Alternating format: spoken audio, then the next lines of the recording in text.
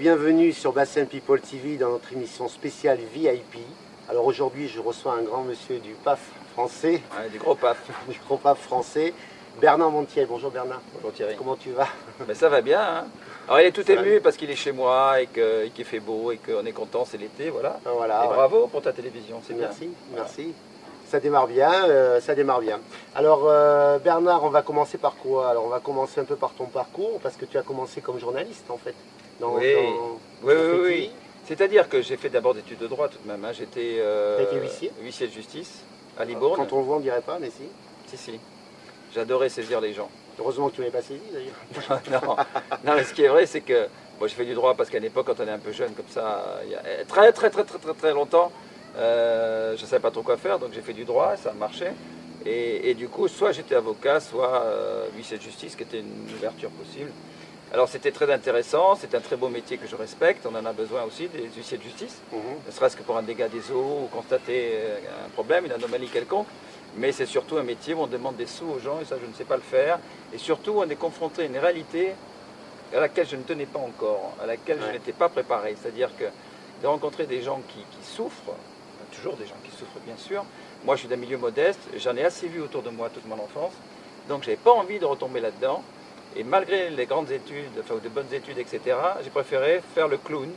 C'est-à-dire que tout de suite après les études de huissier de justice, et j'ai été assermenté, hein, puisqu'on le dit comme ça, devant le tribunal de Libourne, j'ai préféré partir, réfléchir un an aux États-Unis, revenir à Bordeaux et faire des chroniques sur le cinéma, qui est ma véritable passion. Et je suis devenu assistant d'un complexe de cinéma important à Bordeaux qui s'appelle le Français, qui s'appelle toujours le Français. Voilà. D'accord. Ça, c'est le premier truc. Ça, c'est le premier truc. Et après, la télévision. Alors, tu es arrivé directement sur... Non, tu as fait France 3 avant TF1. Oui, c'est la télévision. En fait, donc, comme j'étais à cette salle de cinéma Le Français à Bordeaux, que parallèlement, je faisais des critiques de films, à la faveur d'un cocktail de cinéma, parce que vous savez, les gens de cinéma se retrouvent parfois aussi à Bordeaux, on recevait des artistes, et je vois le grand patron de FR3 Aquitaine, qui à l'époque s'appelait Jean Suas, auquel je dois beaucoup, parce que c'est lui qui m'a donné ma chance. C'était un grand monsieur, un grand bonhomme très sympathique du sud-ouest, avec l'accent, qui te tape sur l'épaule comme ça, barbu, plus que toi, lui avec de vrais poils. Lui, de vrais poils. Et donc, un mec vachement sympathique, et il me dit, ah, mais c'est toi, Bernard Montiel, qui fait ces critiques, c'est marrant, t'es très marrant. T'as une bonne tête, tu devrais faire de la télé. Bah, j'ai dit oui, mais je ne vais pas vous appeler 15 fois au bureau, et vous allez me dire qu'il était en réunion ou machin. Donc, vous allez m'appeler, vous. Il dit, t'es gonflé en plus, t'as de la gueule. Hein. Ben oui. C'est-à-dire que j'y croyais pas, donc j'étais à l'aise, j'y croyais pas. Et il m'a appelé le lundi, et j'ai démarré le mercredi suivant. Alors, tétanisé sur France 3, FR3 Aquitaine à l'époque, c'était en 85, et je regardais les écrans comme ça, la caméra, je disais, bonjour, bienvenue au magazine cinéma de FR3, les yeux écarquillés, terrorisés par la caméra, et c'était un magazine cinéma qui s'appelait Avant-Première, et je l'ai fait 2 ans. Très vite, j'ai envoyé mes émissions aux grandes prêtresses des programmes à l'époque sur toutes les chaînes importantes nationales, parce qu'à l'époque c'était des femmes qui tenaient ça, Pascal Brugnot, Dominique Ancien, il y a eu les gens de Canal+, etc. Alors certains me reprochaient mon accent bordelais, je les emmerde, d'autres me reprochaient plein de trucs, bon, on ne plaît jamais à tout le monde. Hein. Et c'est Pascal Brugnot qui était sur TF1 au moment de la privatisation de TF1 en 87, qui m'a fait confiance et qui m'a engagé. Et elle m'a donné une émission qui s'appelait Téléconnexion, première émission de la télévision sur la télévision. Bon, il y en a eu tellement d'autres après, vous le savez, mais c'était la première émission où on expliquait comment fonctionnait la télévision. C'est-à-dire comment se fabriquait un journal télévisé, comment se fabriquait une émission de variété, ce que touchait Patrick Sabatier déjà, c'est énorme. Vous voyez, on parlait de tout ça, quoi, voilà. Et ça passionnait les gens et ça marchait. Très vite, j'ai eu des émissions de divertissement, parce qu'il paraît que j'ai un physique facile. Physique, hein, facile. Pas le reste. Et donc, alors j'ai fait des émissions de jeux, Famille en or, Crise de rire, Surprise, avec le Canadien insupportable à Marcel Béliveau. Et puis Vidéo Gag. Là, il est à vous tous les samedis après-midi. Voilà. Vidéo Gag, ça a été vraiment le gros carton. Parce que ça a duré très longtemps. Ça a duré 14 ans. 14 ans de Vidéo Gag, c'est un bail. C'est un bail. Mais avant, enfin, j'ai démarré quand même le plus important, ce qui m'a fait le plus connaître, c'était La Une est à vous. Le samedi après-midi, c'était des programmes. Le samedi après-midi en direct, où je proposais des différentes sélections de séries, alors à la fois policières, science-fiction. C'était très sympa à faire. Et parallèlement, pendant que les gens téléphonaient en direct pour choisir leur série favorite, je recevais des stars en plateau. Alors ça allait de Tina Turner, les Bee Gees, à même tous les petits nouveaux formidables, quoi. C'était exceptionnel. C'était une belle émission et celle-là, elle a duré 8 ans. Et 14 ans, effectivement, de vidéogag et le ras-le-bol. Beau carton de télévision. Et le ras-le-bol. Et le ras-le-bol, dont on a beaucoup TF1, parlé. TF1 m'a viré, ils avaient raison, j'ai balancé tout le monde et j'en avais vraiment ras-le-bol et j'ai bien fait. Et la radio alors?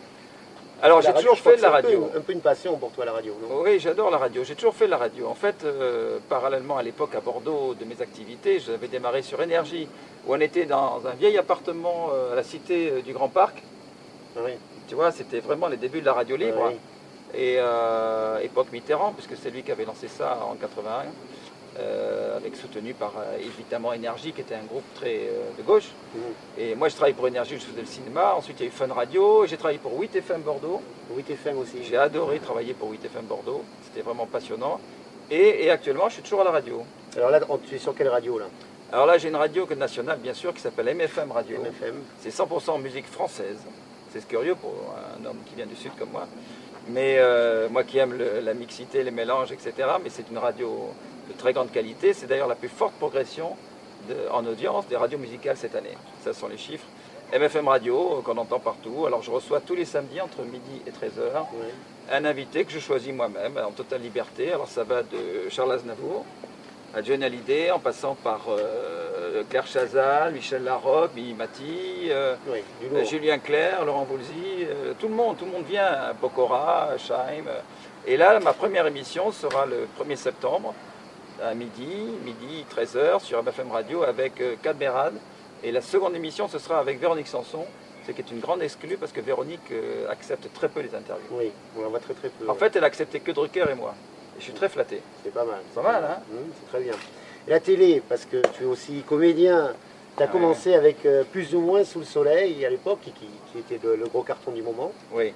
Et qui est rediffusé d'ailleurs actuellement. Oui, ça passe sans arrêt, Mais c'est incroyable, n'aie pas peur des animaux qui volent. Si, je raconterai pourquoi. N'aie pas peur à la télévision, tout le monde va rigoler là. Il a peur des petites bêtes qui volent, pas des grosses bêtes. Et donc, Sous le soleil, ça a été, je ne me rappelle même plus quelle année c'était.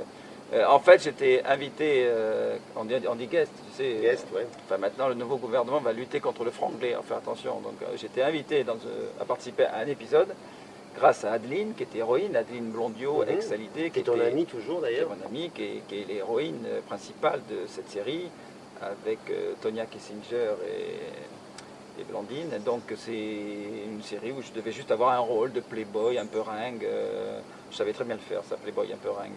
À Saint-Tropez, parce qu'évidemment Sous le soleil se tourne à Saint-Tropez, ce qui en a fait aussi le succès. Et finalement ils m'ont trouvé pas mauvais, ce qui n'était pas mon avis, à moi du tout, moi je le trouvais très mauvais. Et ils m'ont fait rester, j'ai tourné 3 ans. 3 ans, et je suis même revenu 5 ans plus tard pour faire les derniers épisodes. Alors maintenant, on te voit dans section de recherche depuis 4 ans. Depuis 4 ans, tu as fait combien, 3 saisons? C'est la 4e saison qu'on tourne. C'est la 4e saison, ouais. Donc ça se passe bien avec ça se passe bien, avec Dominique Lancelot, la productrice et auteur. Ouais. Alors c'est une série qui est de très grande qualité, qui est très bien écrite, avec de très bons acteurs. Là c'est une autre catégorie. Xavier Deluxe. Je ne critique pas Sous le soleil, qui était un style très précis pour les jeunes, assez sympathique. Et qui risque peut-être de revenir, peut-être qu'il va y avoir. Qui risque de revenir, oui peut-être. Oui. Non mais là section de recherche, c'est très bien écrit, ce sont de sacrées histoires policières. Je suis effectivement le procureur, qui n'est pas sympa, qui ne sourit pas. Et ça me plaît, ce rôle-là, en plus avec Xavier Deluxe, qui est un garçon absolument délicieux et très bon acteur, que j'admirais déjà sans le connaître. Et puis je me retrouve avec plein de gens formidables. On a plein de guests dans cette série. Alors on a eu Sophia Milo, des experts que j'ai fait venir, des experts Miami. On a eu Yves Régnier, on a Elsa, on a plein de gens formidables qui viennent tourner avec nous. Et c'est un grand bonheur. Bon, moi j'ai un petit rôle dedans, mais qui est récurrent, c'est-à-dire que je suis là tout le temps, quoi.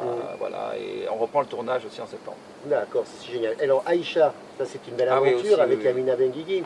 Alors Yamina Benguigui, c'est maintenant ministre. Ministre délégué de la francophonie dans le nouveau gouvernement de François Hollande. D'abord c'est quelqu'un de remarquablement intelligent. Elle est brillante.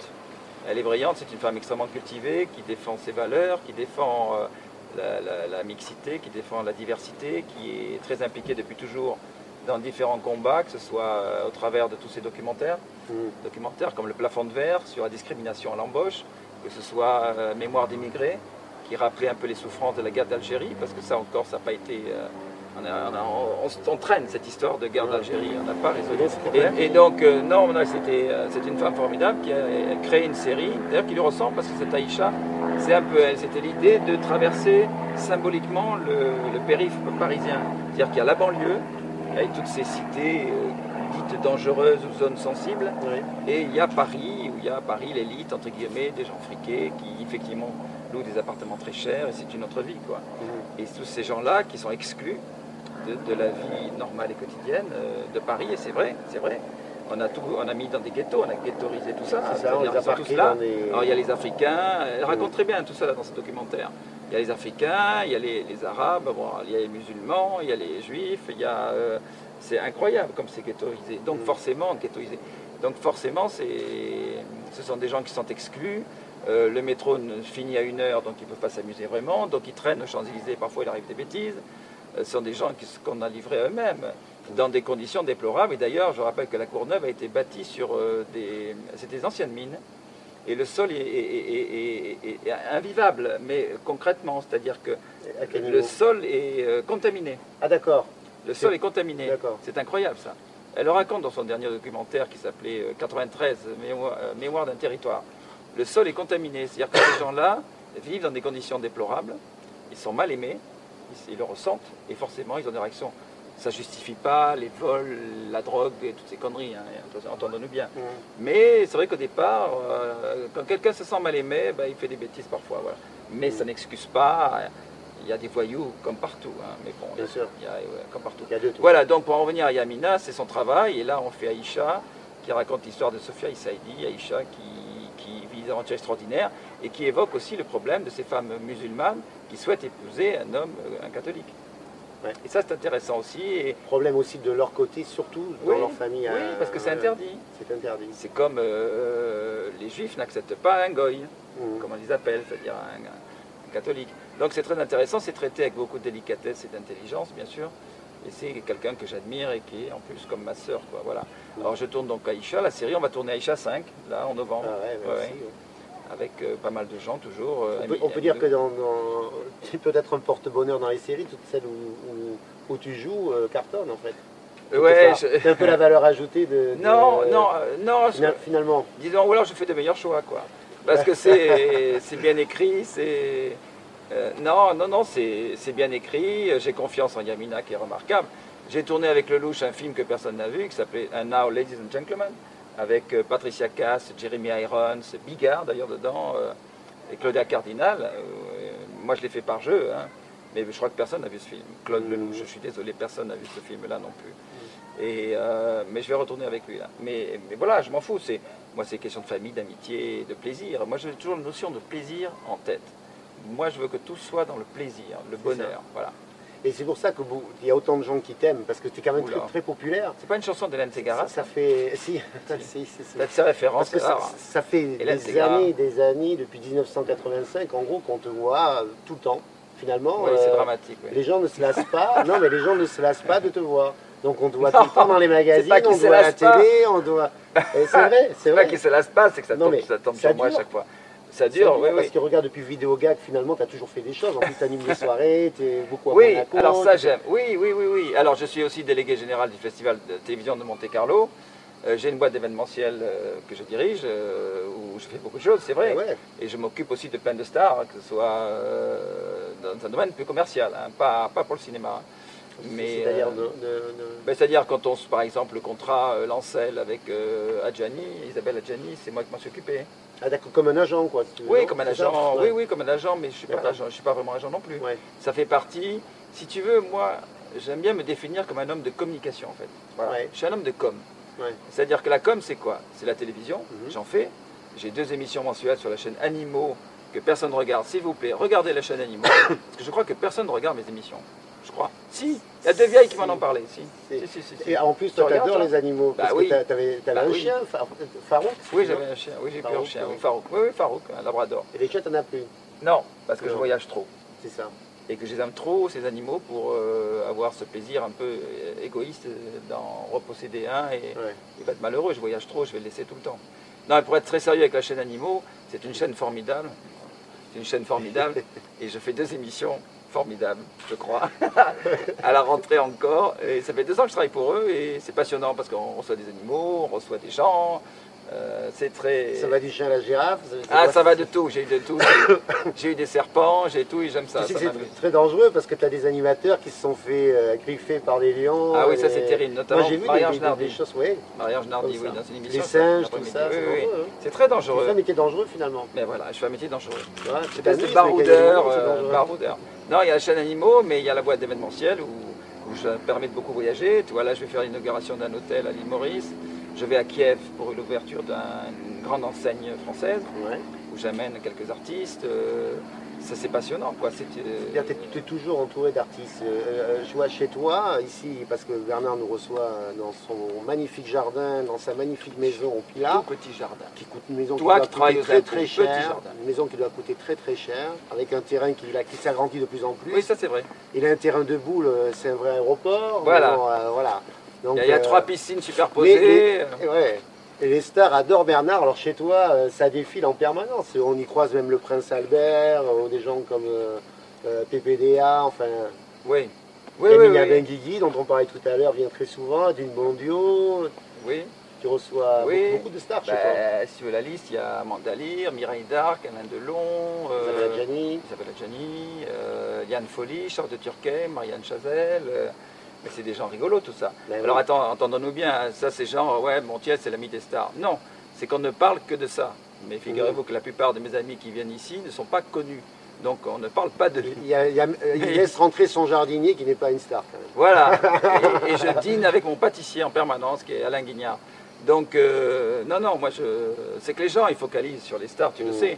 Bon, c'est vrai que je reçois des artistes, c'est mon métier, c'est normal, il n'y a rien d'extraordinaire pour moi. Ça me fait plaisir, ce sont des amis. Je ne reçois pas non plus tout le monde, hein. Il y a des gens que je ne recevrai pas. Mais connus ou pas connus. Mais là, il y a aussi, on ne parle pas des gens inconnus qui viennent chez moi, mais ce sont mes amis aussi, qui sont là. Bien sûr. Voilà. Faut le dire ça, parce qu'il y en a qui disent, ah, Montiel, il te parle que si tu es connu. Non, moi je ne te parle que si tu es riche. Pas m'emmerder, j'en ai marre de payer, donc je ne parle qu'aux riches. C'est compris ça. Ils vont le croire, hein, non, c'est pas vrai. C'est ça. Oui. Et alors le cinéma, parce que alors justement, on parlait de tes relations avec les stars, que les gens t'aiment beaucoup et tout ça. Il faut savoir, Bernard est très drôle. Ah bon? Il est vraiment drôle, mais naturellement, ça passe une soirée avec Bernard, on est sûr qu'on rit. Il va toujours nous sortir une anecdote ou quelque chose sur quelqu'un qui va nous faire rire. Oui, c'est ça, c'est-à-dire qu'il ne fait pas exprès. Il fait rire, mais il non, mais c'est vrai, en plus, c'est vraiment naturel chez toi. Ah, bah oui, je ne fais pas exprès. C'est vraiment drôle. Alors, justement, moi, je ne comprends pas qu'on ne t'ait pas proposé un rôle dans une comédie. Alors, c'est marrant que tu dis ça, parce que justement, ça commence à tourner là. Parce que c'est vraiment ton créneau, ça. Cette idée-là commence à tourner avec plusieurs metteurs en scène, parce que forcément, dans mon métier, je les rencontre. Et quand je suis comme ça en dîner, tout ça, ils se disent, mais c'est dingue, t'as un sens comique incroyable. Je ne sais pas, hein, c'est très gentil de leur part. C'est encore un autre métier, ça. Moi, en fait, je vais te dire, j'ai accepté avec beaucoup de plaisir Section de recherche, parce que c'est un rôle où je ne souriais pas. Et je voulais faire oublier l'image de vidéogag du mec qui souriait tous les dimanches après-midi, voilà, qui était un peu agaçante à force. Donc, alors que le procureur, il ne sourit pas. Mais il est vrai que j'ai envie de m'amuser. Ben oui, alors là, on me propose des choses, je suis en train d'étudier. Adeline, d'ailleurs, va tourner dans Camping Paradis, peut-être avec moi. Il y a des trucs plus marrants, Mimimati aussi. Ouais. Mimimati aussi pour Joséphine Ange Gardien. Je commence à avoir des propositions de ce genre. Mais alors là, du coup, ce TF1, ils disent, ah mais non, mais Bernard, il est procureur, il est très sérieux, ça lui va vachement bien. Alors si on le remet dans l'humour et le comique, qu'est-ce que ça va faire? Ouais, ça pose des problèmes. Ça, c'est le problème français, de te cantonner dans quelque chose et de ne pas pouvoir en sortir. Alors, est-ce que tu as des projets cinématographiques oui. Alors tu disais peut-être avec Mimimati. Oui, alors ça c'est la télévision, c'est pour Joséphine Ange Gardien. Oui. C'est pour le cinéma. Alors le cinéma, je vais tourner avec un grand monsieur du cinéma algérien qui s'appelle Lagdar Amina, qui avait obtenu la Palme d'Or à Cannes il y a quelques années, plus le Grand Prix de Cannes pour son film Chronique de Vente Braise, qui est un film sur la guerre d'Algérie. Et là, il retourne un film sur la guerre d'Algérie avec un tas de très grandes personnalités du cinéma, comme Depardieu, Vincent Pérez, Stéphane Fraisse, etc. Et j'ai un rôle très, très méchant. Ah oui. D'un militaire français qui est raciste. D'accord. Et ça me plaît. Ça me plaît de jouer ce qui est contraire de moi. Non, c'est vraiment un vrai travail d'acteur. Non, c'est contraire de moi. Non, mais je ne m'estime pas acteur. Moi, je vis des expériences qui m'amusent. Je vais tourner aussi un autre film où j'aurai pour épouse, j'ai la chance, Julie Gaillet, parce qu'elle est vraiment jolie. Et puis il y a un autre film, là, je ne sais plus ce que c'est. Ah ouais, c'est un autre film aussi, il y a une histoire très solide, mais là du monde de la nuit. Et c'est loin de moi aussi parce que je ne sors pas, malgré ce qu'on croit, je ne sors pas. Donc ça me plaît. Ça, c'est 3 films, c'est sûr. Et j'ai un autre projet d'une autre série, mais on va voir. La télé, il y a quelque chose? Non, Ben, la télé, la chaîne Animaux, donc la chaîne Animaux. non mais ça tu le fais déjà, mais en prévision, il n'y a pas un petit truc... Si, je suis en négociation sur une chaîne importante. Mais je tiens à la forme de liberté que j'ai là, parce que ça me plaît de faire plein de choses comme ça, de pouvoir me sauver à l'étranger. Alors, sans arrêt, à la télé, il passe des reportages de moi à Marrakech. C'est le même tourné il y a déjà 2 ans. Alors, ils sont chiants, ça fait, je crois, 12 fois que ça passe. Et tout le monde a l'impression que je vis à Marrakech. Alors, monsieur des impôts qui regarde l'émission depuis le début, je n'ai pas de maison à Marrakech. Ça, c'est clair. J'ai à disposition, dans un hôtel qui s'appelle le Saadi, vous pouvez les appeler, une villa sublime avec piscine, etc. Et je travaille avec eux, en fait. Voilà. Mais c'est marrant, ce reportage, ça fait 10 fois qu'il passe, c'est vachement pénible. Tout le monde croit que je passe ma vie là-bas. J'aime Marrakech, c'est vrai, comme j'aime la Tunisie, comme j'aime le Maghreb. C'est mon enfance. Ce sont mes racines. Je suis né à Casablanca. Il y a à peine une vingtaine d'années. Quoi? Oui. C'est ça, puisque je ne t'ai pas né, moi. Donc voilà, il y a 55 ans, donc je suis né à Casablanca, en 57.